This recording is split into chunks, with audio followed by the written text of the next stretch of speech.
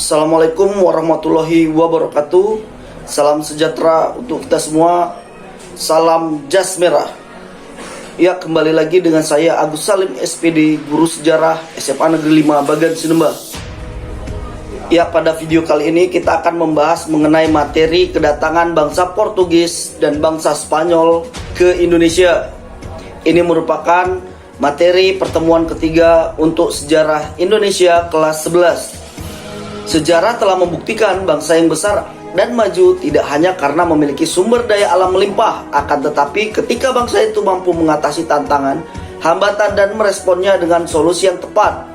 Ketika bangsa tersebut berhasil mengatasi permasalahan yang dihadapi, bangsa itu semakin berkembang dan maju. Pada pembelajaran kali ini kita akan mempelajari bagaimana respon bangsa Eropa saat kegiatan ekonomi mereka terhambat karena kebijakan Turki Utsmani menutup kota Konstantinopel dari pedagang-pedagang Eropa. Pada permulaan abad pertengahan, orang-orang Eropa sudah mengenal hasil bumi dari dunia timur, terutama rempah-rempah dari Indonesia.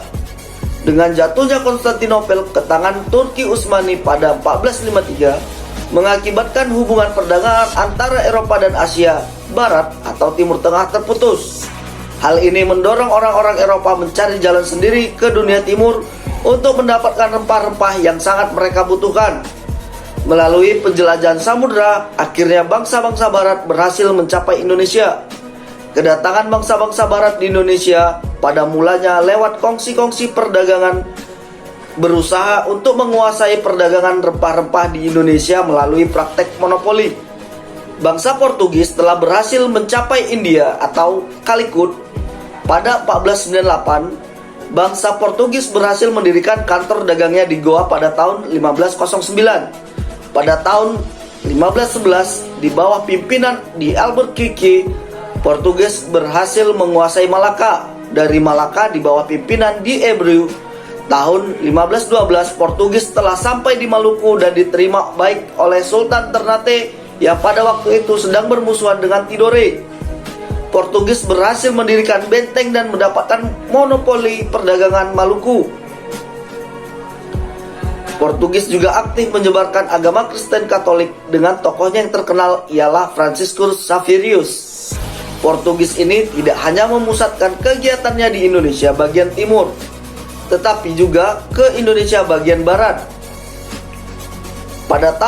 Dan terjadilah perjanjian Sunda Kelapa pada 1522 antara Portugis dan Pajajaran yang isinya sebagai berikut.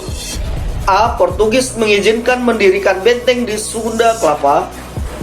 B. Pajajaran akan menerima barang-barang yang dibutuhkan dari Portugis termasuk senjata. C. Portugis akan memperoleh lada dari Pajajaran menurut kebutuhannya. Awal tahun 1527, Portugis datang lagi ke Pajajaran untuk merealisasikan perjanjian Sunda Kelapa, namun disambut dengan pertempuran oleh bangsa Demak di bawah pimpinan Fatahillah. Pertempuran berakhir dengan kemenangan di pihak pasukan Demak.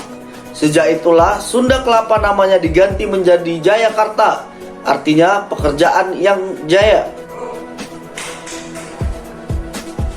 Lanjut, masuknya bangsa Spanyol ke Indonesia. Kedatangan bangsa Portugis sampai ke Indonesia segera diikuti oleh bangsa Spanyol. Ekspedisi bangsa Spanyol di bawah pimpinan Magellan pada tanggal 7 April 1521 telah sampai di Pulau Cebu. Rombongan Magellan diterima baik oleh Raja Cebu sebab pada waktu itu Cebu sedang bermusuhan dengan Mactan. Persekutuan dengan Cebu ini harus dibayar mahal Spanyol sebab dalam peperangan ini Magellan terbunuh.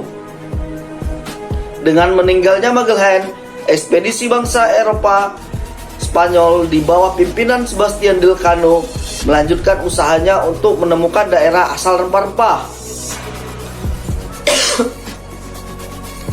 Dengan melewati kepulauan Cagayan dan Mindanao, akhirnya sampai di Maluku pada 1521. Kedatangan bangsa Spanyol diterima baik oleh Sultan Tidore yang saat itu sedang bermusuhan dengan Portugis. Sebaliknya, kedatangan Spanyol di Maluku baik bagi Portugis merupakan pelanggaran atas hak monopoli. Oleh karena itu, timbullah persaingan antara Portugis dan Spanyol. Sebelum terjadi peperangan besar, akhirnya diadakan perjanjian Saragossa pada 22 April 1529 yang isinya sebagai berikut. A. Spanyol harus meninggalkan Maluku dan memusatkan kegiatannya di Filipina. B. Portugis tetap melakukan aktivitas perdagangan di Maluku. Ya, sekian penjelasan mengenai masuknya bangsa Portugis dan Spanyol ke Indonesia. Semoga bermanfaat. Jangan lupa mengerjakan tugas di aplikasi psikologi. Saya akhiri. Wabillahi taufik wal hidayah. Assalamualaikum warahmatullahi wabarakatuh. Salam jas merah.